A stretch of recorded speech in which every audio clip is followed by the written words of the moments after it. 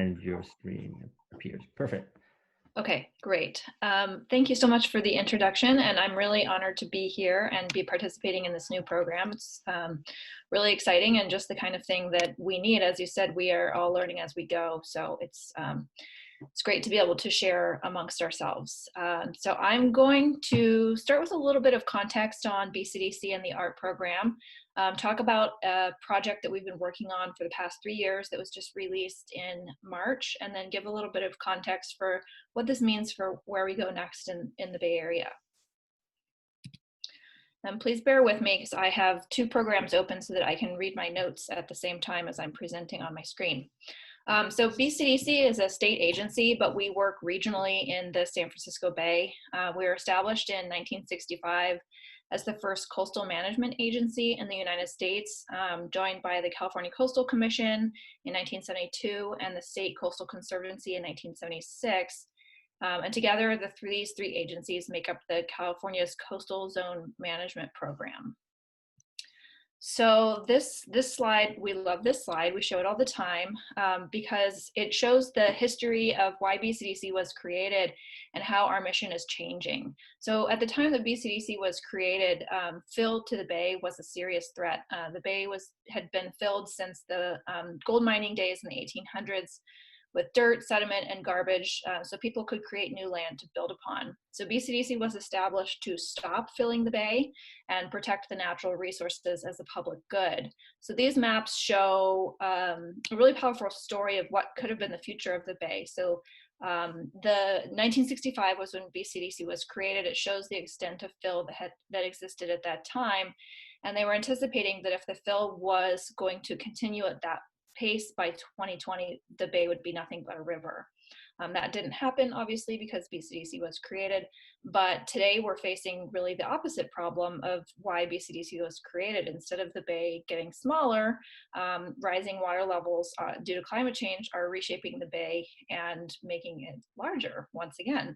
So it's time for us to identify how BCDC responds to this type of problem as it goes sort of opposite to what our founders could have ever imagined.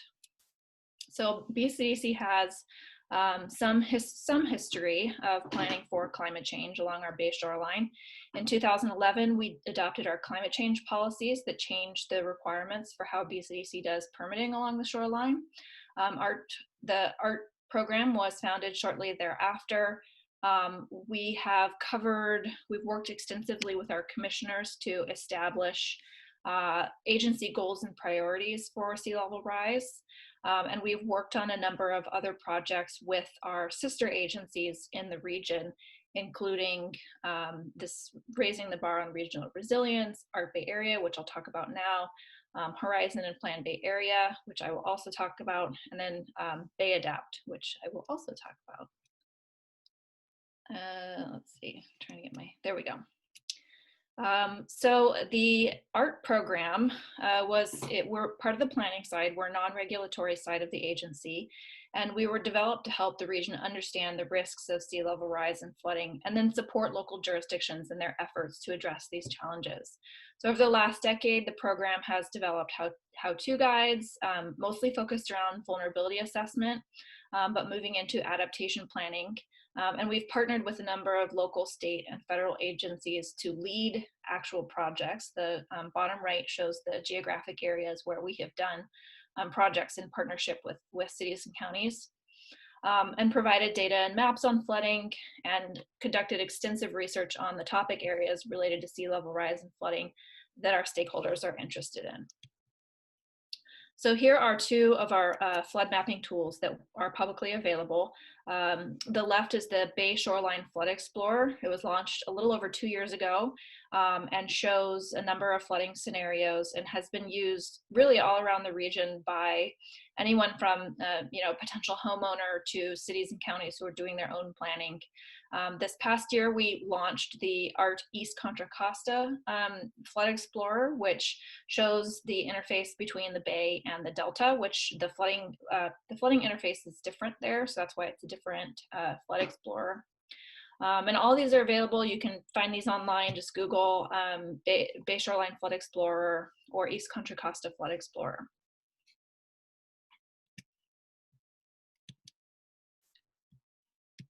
Okay, so now I'm going to get into our Bay Area, which is our biggest project to date and was released in March.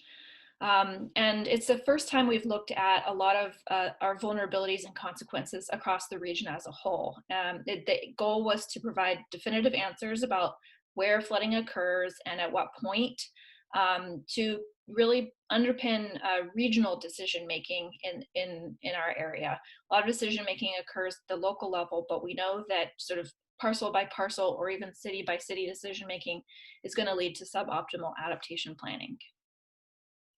So we looked at 4 different systems that span across the region as a whole: our transportation networks, socioeconomically vulnerable communities, future growth areas, and natural lands. These are all interconnected to each other and critical for the well-being of the region as a whole. Even if you don't live in an area that's going to be flooded, you'll be impacted if one of these systems is flooded and has consequences. So really important to mention is that our program tends to work very collaboratively, and this project was no exception. It was funded largely by a Caltrans Sustainable Transportation Grant, hence the focus on transportation assets, but also co-led by the Metropolitan Transportation Commission and the Bay Area Regional Collaborative. It was also really critical that we aligned with other regional initiatives going on, which is why we partnered with the Metropolitan Transportation Commission, who are our transportation planning and land use planning agency, and they're in charge of Plan Bay Area 2050, which is our sustainable community strategy and regional transportation plan, and really lays out the land use and transportation growth that we are anticipating in the region over the next 30 years. And it was important for us to provide them data that shows how these will be impacted by sea level rise. We also had some technical consultants. We had a community-based organization that helped us partner with 2 local community groups. We worked with Natural Capital Project out of Stanford, so it was a really collaborative project. I will also mention that we engaged a lot of stakeholders in the region through our regional working group. This is one of the most valuable things that I think the ART program does, and Art Bay Area was just this on steroids. We had 12 meetings throughout the region and had, I think, nearly 500 participants who attended at least one of the meetings. So this really builds a primed stakeholder group in the Bay Area that's ready to take action. And these are some of the icons here, the logos of some of the people who participated. But as I said, there were nearly 500 participants, or over 500 participants. So this is obviously just a small snapshot. So I will say that our Bay Area was a 700 plus page report. So obviously I'm not going to get into all of the details of it, but some of the big takeaways that show what's really at risk are here on the screen. So in the next 40 to 100 years, at 48 inches of sea level rise, we could see 5 million daily vehicle trips that can't be made, 60,000 daily rail commuters that won't be able to take the rail to go to work, 28,000 socially vulnerable residents impacted by flooding, 13,000 existing housing units, and 70,000 planned new housing units that could get wet, or just not be built because the area that they were going to be built in is wet. Up to 100,000 jobs impacted, and another 85,000 new jobs at risk, and 20,000 acres of wetlands, lagoons, and tidal marsh lost. So these are the things that could happen if we don't prepare the Bay Area for the impacts that we know are in our future. So the questions that we asked in our regional analysis were really: what gets wet within each system, and where are the impacts worst around the region? Where are high consequence assets located, and where are they co-located with other high consequence assets around the region? And then what were the big issues, the big planning issues that emerged as common or pressing across the region? Hold on, I'm catching up to myself. Just a minute. So we looked at exposure as well as consequence across the 9-county Bay Area for these 4 regional systems. You can see them all here on the map. You can see how interconnected they are. And we looked at these at 10 different water levels, ranging from 12 inches of flooding all the way up to 108 inches of flooding. Oops, okay. So I don't expect you to read this table at all, but these were the indicators of consequence that we came up with. So I mentioned that we looked at exposure, but then we wanted to see, okay, well, aside from exposure, what would happen if that particular asset got wet? So I'm going to go through each of these categories with one example of the kind of consequence indicators that are available in the report. So starting with highways for transportation.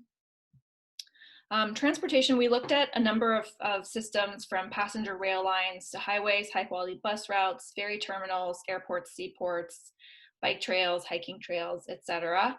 But I'm just going to walk you through the analysis that we did for highways. So you can see here that we looked at miles of highways, but then we looked at what's the annual average daily traffic on the miles that are exposed.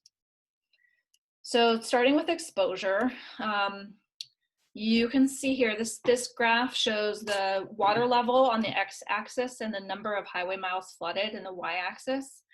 So looking here at 48 inches of flooding, we see that 3% of the region's total highway miles are impacted. So 3%, 59 miles out of 2,300 miles doesn't sound like a lot, but then when we look at consequence, we can see that 3% actually represents over 5 million daily annual vehicle trips that can't cross that highway because it's flooded. So we looked at consequences because it tells an even deeper story about impacts at the regional scale than just exposure does.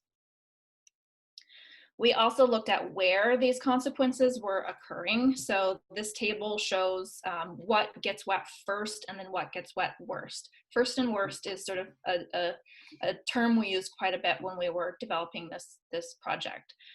So the water levels are on the x-axis, and then individual highway segments in the county that they are in are listed on the left. So you can see here, outlined in red, US 101 and I-580 in Marin County, which is where I live, get impacted early at 12 inches. And they're seeing the worst consequences at 12 inches for daily vehicle impacts. But as water levels rise, the consequences increase for other areas, and other areas become much worse than the areas that are flooded first. So the darker the color of the box on this table, the greater the magnitude of consequences. So by 108 inches, the worst consequences in the region are actually a US 101 segment in San Mateo County and a segment of I-880 in Alameda County. And then lastly, we show these by mapping them throughout the region so that we can see the pattern around the region. So at 12 inches here, you can see early disruption primarily occurs in Marin and Sonoma counties. Not surprising, they flood today, but by 48 inches, impacts are pretty widespread around the region, and the worst impacts are actually in the South Bay and the East Bay. So this kind of data is available for all 32 indicators that were shown in the table there, and the full report is organized, the chapters are organized by system: transportation, vulnerable communities, future growth areas, and natural lands. We have all this data available. We also, as I mentioned, looked at vulnerable communities. So the goal of mapping social vulnerability with sea level rise is to identify the areas where people will be impacted more heavily by flooding due to pre-existing social and economic stressors. There are a lot of other precedents for mapping social vulnerability, especially around sea level rise, but we actually developed our own social vulnerability characteristics that we felt were most relevant to sea level rise, which includes socioeconomic factors as well as contamination vulnerability. So we thought it was important to look at contamination as well, because of environmental justice impacts that many communities already face, such as being close to hazardous waste sites or being near legacy contaminated sites, and also the fact that these contaminants are likely to be mobilized during flood events. So what we measured here was social vulnerability as illustrated by these 10 indicators by block group, as well as co-location with contamination burden. The next thing that we looked at is future growth areas. So the Metropolitan Transportation Commission defines future growth areas through this priority development area framework, or PDAs. So PDAs are areas that are locally nominated, that are designated for the majority of housing and jobs growth to go. And there are really important opportunities in the region to densify housing in existing urban areas that are already close to high quality transit or planned high quality transit. And this supports the state's greenhouse gas reduction goals. So what we looked at here were existing residential units in 2010, residential units that are planned for 2040 in PDAs, and then the difference between the two, residential units growth. And then we looked at the same for job spaces, 2040, and then job spaces growth between 2010 and 2040. Lastly, we looked at natural lands. This is also based on a Metropolitan Transportation Commission construct called priority conservation areas, although we did look at a lot of other natural lands designations outside of priority conservation areas. So PCAs are also locally nominated, and they basically represent the opposite of PDAs. They're areas that are designated for protection because they have some sort of value, such as open space, recreation, habitat, or natural lands. So the indicators that we looked at here include how sea level rise would impact recreation or visitation, stormwater retention and infiltration, habitat, many endangered species habitats, presence of agricultural lands, and the ability of the area for carbon storage. So one thing that was quite interesting, I think was the most interesting thing, is looking at where critical assets are co-located. So we thought it was really important to identify areas that were ripe for coordinated adaptation planning at the local and regional level, and look for places where planning done in silos could really cause cascading negative impacts, but also areas where good adaptation planning could provide the biggest bang for the buck. So for example, if you have a cluster of a lot of regionally important assets in one location and people are able to coordinate around projects, that could save a lot of time and resources because you could have one project that protects many critical assets. So we called these areas hotspots, and they're driven by high consequence assets that are co-located. So they include they include being in the top 5 consequences for at least one transportation asset, a PDA or PCA that has at least one top 5 consequence indicator, and then at least one vulnerable block group. So we didn't rank vulnerable block groups because we felt that they were all equally critical. So this is the map showing all of the total, or all of the hotspots that emerged in our study. And we looked at, again, across all 10 total water levels, and some areas are critical early on, but because there's just not that much that's getting wet in the region, but are completely eclipsed by other areas that are much higher consequence later on. So they dropped off. So an example of that is San Rafael. It shows up as a hotspot at 12 and 24 inches, but drops off after that because other areas start flooding that are significantly higher consequence for the region. But some of the hotspots remained consistent over time, meaning that they start significant and remain significant. And these might point to areas that the region prioritizes for adaptation. So another thing that we looked at is identifying cross-cutting issues in the region. And we call them our key planning issues. Regional key planning issues are challenges that either require the collective focus of the region because they present challenges that are larger than any single jurisdiction could solve on their own, or they're challenges that are common to many locations in the region and would benefit from a coordinated approach. So we identified 8 key planning issues, and then we also developed adaptation solutions for each of the key planning issues. So these 5 categories at the bottom here are how we organized our adaptation approaches. Funding and financing mechanisms, program and operations, build a project, capacity building, and plans and policies. So I'll go through these really quick, but I won't go into detail. I'll just preview them to you. So transportation hubs come together and flood together. There are many locations in the Bay where local transportation and regional transportation systems are co-located and also located along the shoreline. Sea level rise decision-making is complicated by ownership, governance, management, and regulatory issues. Interconnected local and regional emergency and critical service functions are at risk. Contamination complicates and exacerbates flooding issues. Sea level rise will amplify existing housing and displacement concerns. Future development areas can be critical tools for resilience through smart planning. Sea level rise will put pressure on the relationship between regional recreation and habitat. And then lastly, nearshore habitats and the ecosystem services they provide are sensitive to sea level rise early on. So the last thing I'll mention about our Bay Area is that we did also do 32 deep dive local assessments around the Bay in order to better understand how these regional issues sort of play out at a local level. So this is, the next slide is just an example of one that we did, San Rafael. I keep choosing San Rafael because I live in San Rafael, so I have a particular interest in its vulnerability. But within each of these, we looked at operational landscape units, which are geographical planning unit that we use here in the Bay Area based on watersheds and geology. And then within each of these, we looked for focus areas where the four systems intersected and are vulnerable together.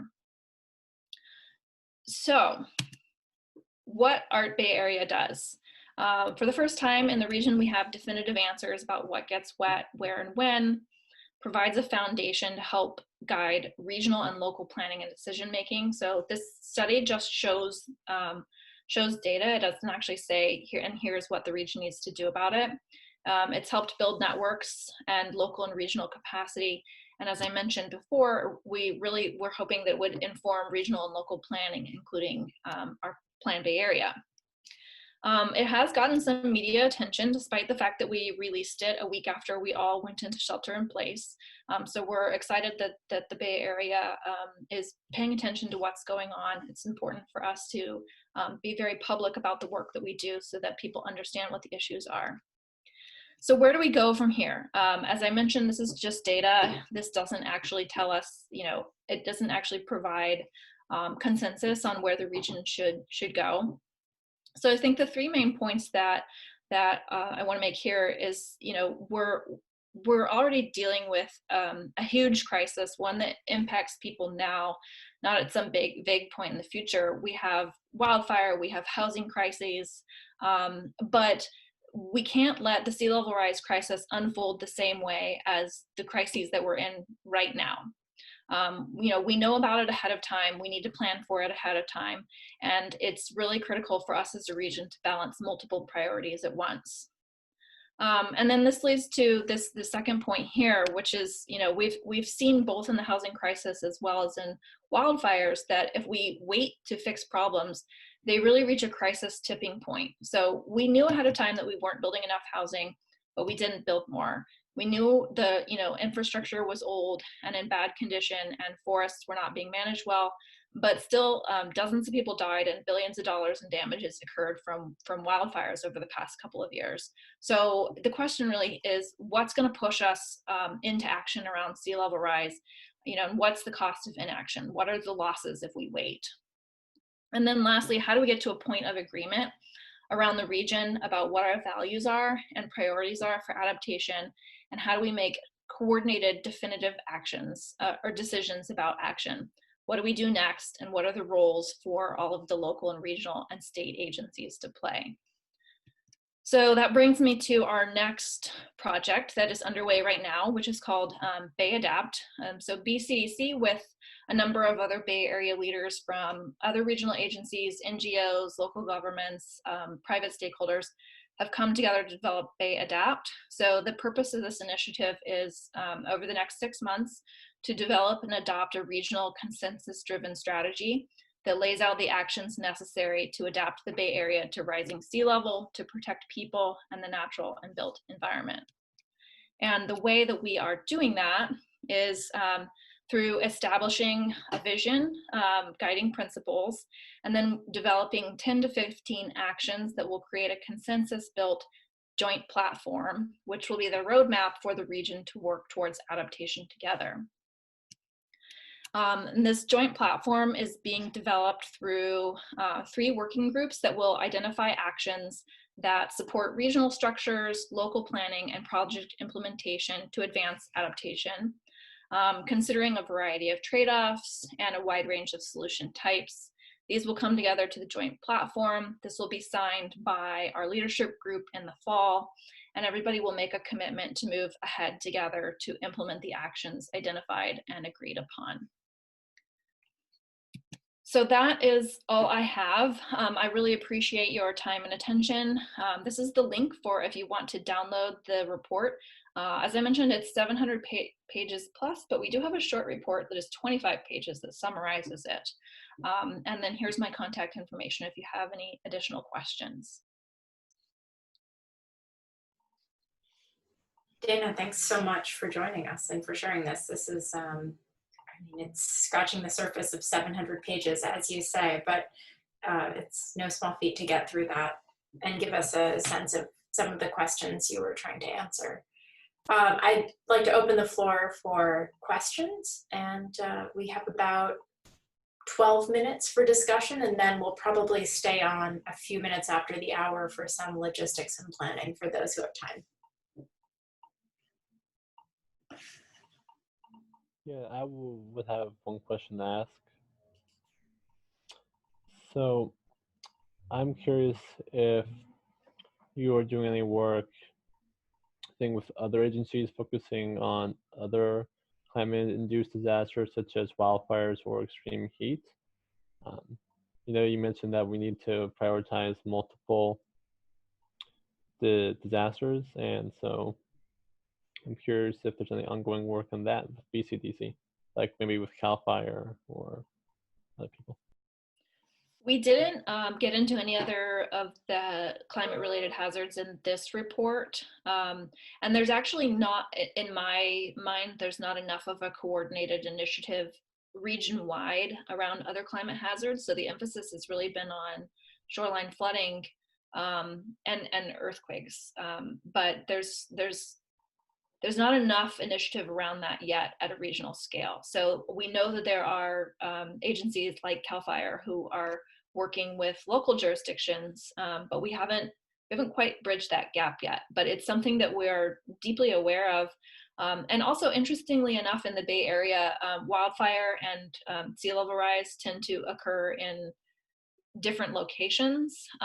So there are a handful of cities that have to deal with both, including places like San Rafael, but a lot of cities feel as though they need to deal with one or the other, so that gap hasn't really been bridged yet.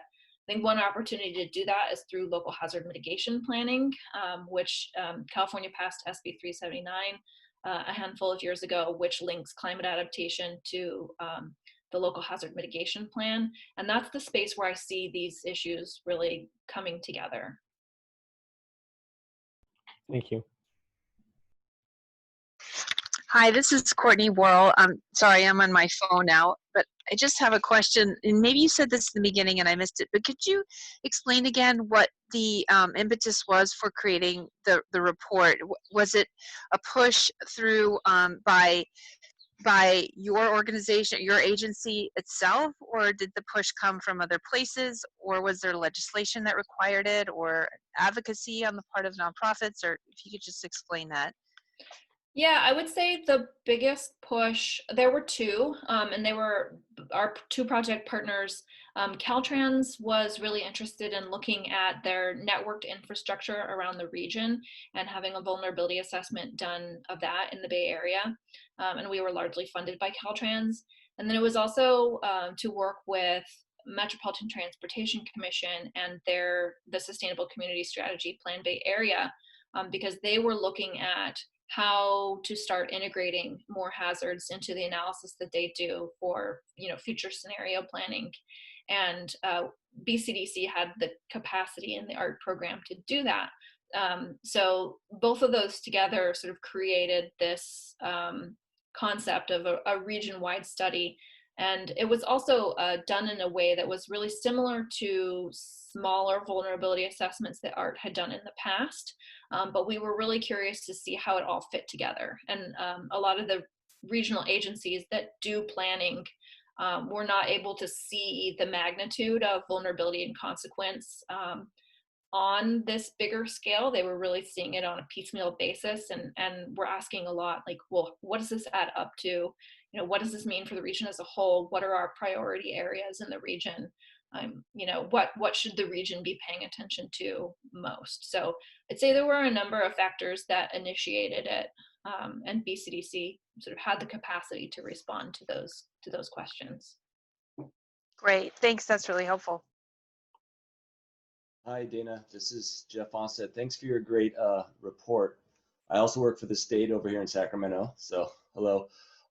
Quick question for you. I'm wondering if in the formulation of the report and the rollout of the report, you've met resistance from local communities that don't like the findings of the report, that suggest their communities, their homes may be flooded or damaged, thus devaluing their homes. It's sort of like what's happened down in Del Mar. There was all sorts of controversy down there about merely the invocation of managed retreat caused a whole whirlwind of controversy. So I was wondering if you've encountered anything like that in the course of this work in the Bay Area. Thanks. Yeah, we were actually really concerned about that, and surprisingly, we've gotten really good response. We were concerned about pointing out cities as being a hotspot, basically saying like you're the worst impacted by sea level rise. And you know, the example that I use is San Rafael because it gets wet first. And they actually thanked us, and they said, wow, this actually gives us a lot of perspective and context on sort of where we fit into the region as a whole. And I mean, I think they were already aware, and you know, we didn't take them by surprise, but we thought we were going to get a lot more pushback than we actually did. And the one thing that I think helps quite a bit is that the Bay Shoreline Flood Explorer had been public for a couple of years by now. So the data was already out there, and you know, you can go in and type in your address and see, you know, if your parcel is going to be flooded or not. So we didn't really put any new information out. We just packaged it in a different way. And the other thing is that we didn't really put out, you know, parcel level maps. We put out maps that were aggregated at a higher level, and our statistics and data are aggregated at a higher level. So we didn't necessarily point to, you know, this neighborhood or this property is going to be flooded. So and again, I was actually surprised that people did not push back to the degree that we thought that they were going to. But I think that also just sort of speaks to the fact that we've been doing this for almost a decade now. And I think people are finally starting to get used to the fact that, you know, this isn't us out to get anybody or, you know, point fingers at anyone who is responsible or, you know, anyone who is the worst. I think people are actually starting to really get used to us talking about this in the Bay Area. And I think that the media attention that we received just reinforced that. Except for there was a small anecdote. There was an article that was published in the Marin Independent Journal, and I got a personal email after it was published saying that I was scaring women and children. So, you know, there's always going to be somebody, right? Yeah. Thank you. This is Miles. I have a quick question. Thanks for your presentation. So you mentioned that this report sort of provides a framework for regional planning going forward. I'm curious if the ARC program is taking an active part in those follow-on discussions, or like where are you doing this sort of like socialize and distribute and get folks talking going forward, I guess. Yeah, so the ARC program is, I mentioned Bay Adapt, our initiative to really get consensus around coordinated actions for the region. And the ARC program, and we're heavily participating in that program. I'm leading all three of the working groups. And we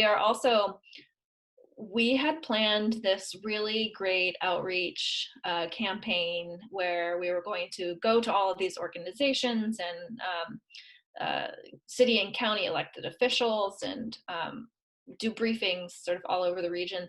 And then we all went into shelter in place. So that has changed a little bit, and we're still doing online briefings and reaching out to commissioners, our commissioners, as well as MTC ABAG's commissioners and executive board.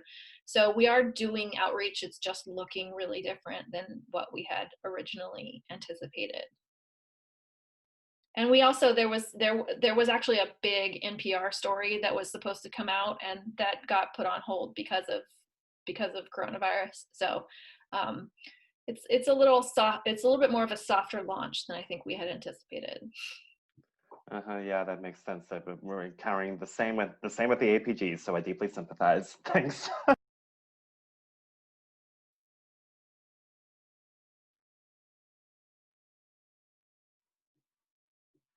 think we have time for one more question.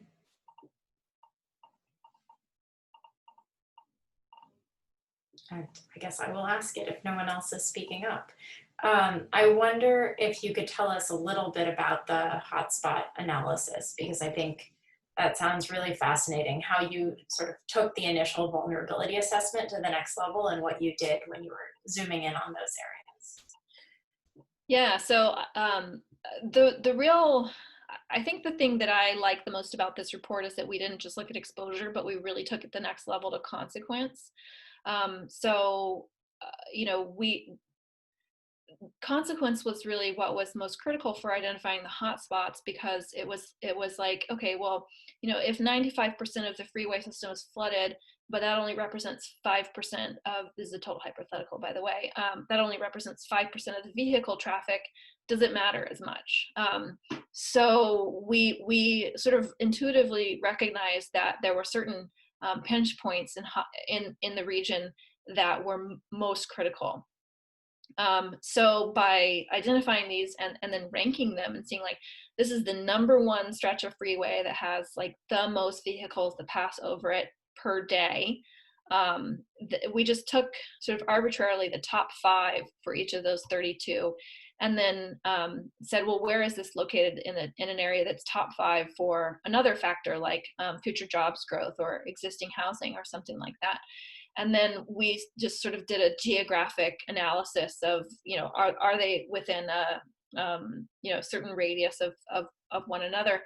And then we didn't actually do much beyond that. We did some looking at the shoreline to see if they were sort of along the same shoreline reach, meaning that a single shoreline solution would be adequate for both of the locations. And if it was really clear that they were disparate enough that multiple interventions would be needed, then we just noted that in our analysis.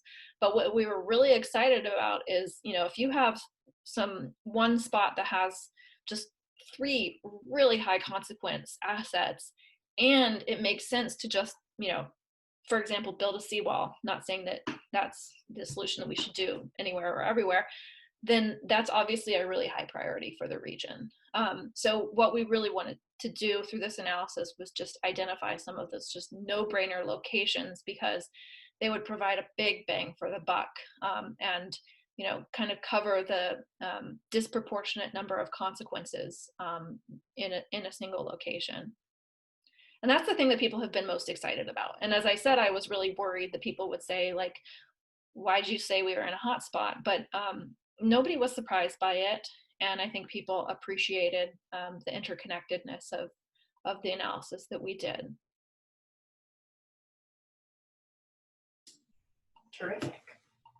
So we have just a few minutes left. I'm going to see if I can share back to the